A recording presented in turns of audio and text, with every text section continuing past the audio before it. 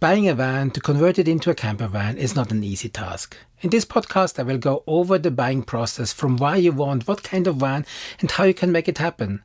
Check out the list of chapters in the description below if you would like to skip ahead. Let's dive right in. Building your own camper van. Episode 1. Buying your van. Everybody has a different reason why they would like to get a camper van or an RV. For us, it started in 2020 after the pandemic hit the world, and we are all cloistered in our homes, afraid of just going out to the stores to buy food. It did not help that one of our kids has an autoimmune kidney disease. Further, our oldest boy planned to hike the Pacific Crest Trail from Canada to Mexico, and the prospect of following him with a van was intriguing. What is your reason to get a camper van or an RV? Write it down. If you have a partner, discuss it with her or him. If you like, you can also leave it in the comments below. As we are all stuck at home, I started to watch more YouTube videos, and I discovered Iman Beck, Christian Shaver and others that lived the van life, and some of them built their own rigs.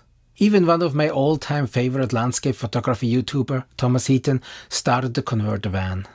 So out of health concerns, general travel restriction, PCT plans of my boy, and motivated by people on YouTube, we decided to buy a van.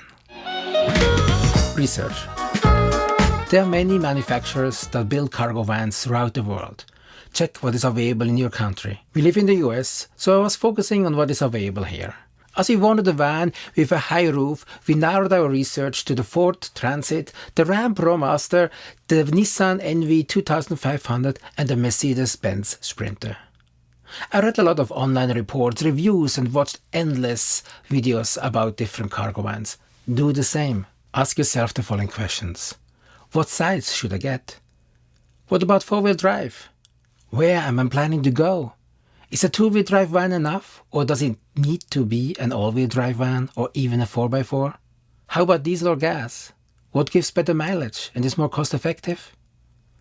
Shall I buy a used or a new van? What is the reliability of that brand, vehicle, over time? How about the cost of maintenance? What is the viability? How about the cost? How can we finance it? And let's not forget, who is converting the van into a camper van? Should you do it yourself or look for an upfitter? What is the legality of converting a van?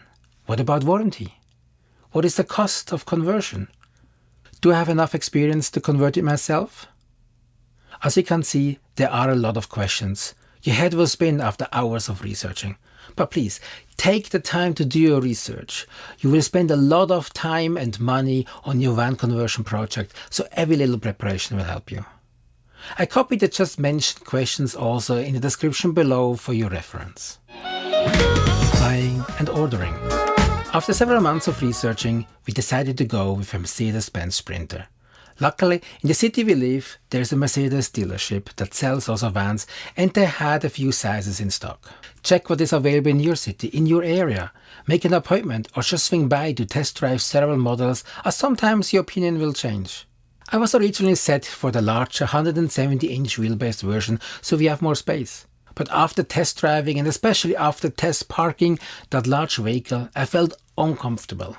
Sure, after some practice I would get used to it. But just the fact that you can park the small 144-inch van almost in every regular parking spot made us lead to the shorter Sprinter. Don't feel forced to buy it if you don't like it. Take your time. Maybe even switch the type of vehicle or brand altogether. When you have finally decided, it is time to buy or order. If you order a new van, take the time to go through all the different options. Not only will you get what you wish for, but you can save thousands of dollars. A lot of the options that are done while the vehicle is manufactured will cost you much less than you add or change them later. In our case, we changed the color of the van to yellow, added side and rear windows, switched out the front seats to swivel seats, added the roof rails, a trailer towing kit, parking cameras and much, much more. Pay attention also to some of the smaller changes that are often free or cost very little, but make it easier for you later during the conversion, such as a little change that will help you to connect your diesel fuel tank to your van heater. Anyway, we settled for a yellow 144 wheelbase, high roof 4x4 diesel Sprinter cargo van. The waiting game. If you ordered a new van, you are now entering the waiting game. When we ordered our van in early spring of 2021, we were told that the manufacturing in the US will begin in June and the diesel engine from Germany should be ready by summer. I would suggest that you check in with your dealer every month or so to make sure your vehicle is on its way and does not land with somebody else, especially when there is a shortage. Use your waiting time wisely. Research your conversion options. If you're doing it yourself, look into the parts you need, read up, watch videos, join online groups that allow you to ask questions or ask your questions here in the comments below. If you prefer to hire an upfitter for your conversion, research your options. There are many all over the US and I'm sure there are all over the world. Make sure your upfitter's style and samples match your ideas. Check online for the reputation and qualifications. Often the best one for you is not near you or even in your home state.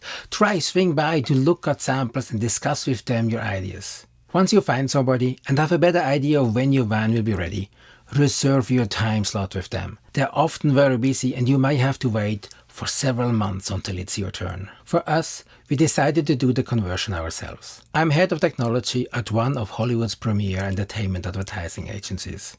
I like challenges and exploring new techniques and technologies. Plus, I wanted to create a YouTube series about the conversion.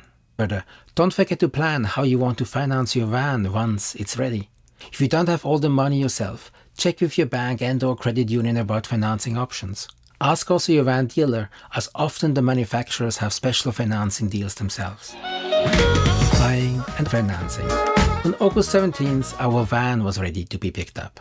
When you get your van, make sure everything is the way you ordered it. Take your time, do another test drive and make sure everything works. Then you can proceed with purchase and financing. The MSRP for our 2021 144 4x4 high-roof diesel Sprinter van with all the added manufacturer's options I mentioned earlier was $62,998.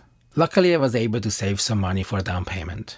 The rest I financed then via a manufacturer financing deal. Yes, it is a lot of money.